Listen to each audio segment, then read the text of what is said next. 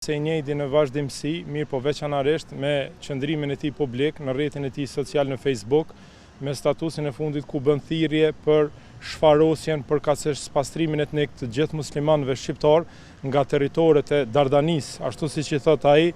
Kjo është një akt i paprecedent, një çmenduri e cila i ka kaluar nivelet e lirisë shprehjes dhe e cila në një shoqëri të tillë që me kushtetut do duhet që liria e shprehjes përcaktohet që liria e shprehjes kufizohet në raste që ajo bie ndesh me sigurinë publike dhe interesin publik. Ky zotëri ka vepruar kësaj duke nxitur dhe duke bërë thirrje masive për largimin e popullatës muslimane shqiptare nga territoret e Iliridës. Ky kallëzim penal është shembull dhe model që ne nuk do ndalemi dhe jo vetëm ndaj këtij, po dhe në gjithë atyre provokatorëve tjerë të Serbisë që janë pjesë e lëvizjes për rikthim përkatësisht lëvizjes Deçanit, të cilët në vazhdimsi tentojnë që të provokojnë dhe nxisin urrëtie dhe përçarje ndërfetare dhe ndëretnike në mesin e shqiptarëve. Ky kallëzim penal është edhe një lloj veprimi ndaj prokurisë speciale, e cila aq sa është prokuria e cila kujdeset për vendosjen e drejtësisë, po ashtu është institucion e cila ushtron shumë më shumë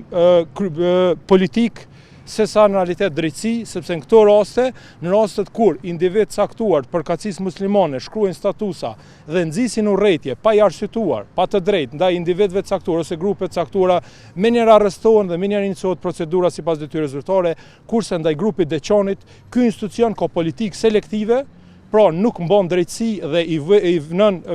vesh në lesh dhe nuk i intereson fare dhe i mbyll gjitha dosjet dhe nuk merr asnjë lloj veprimi të shpejt, duke ditur që ky rast është një rast i paprecedent ku bëhet thirrje për shfarosjen përkatësisht pastrimin etnik të gjithë popullatës muslimane shqiptare.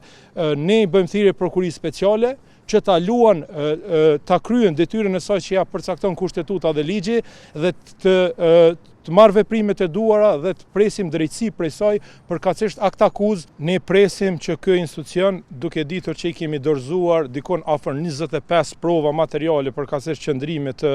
të zotëriut Belizar dhe qëndrimeve të përgjithshme të cilat janë të organizuara dhe të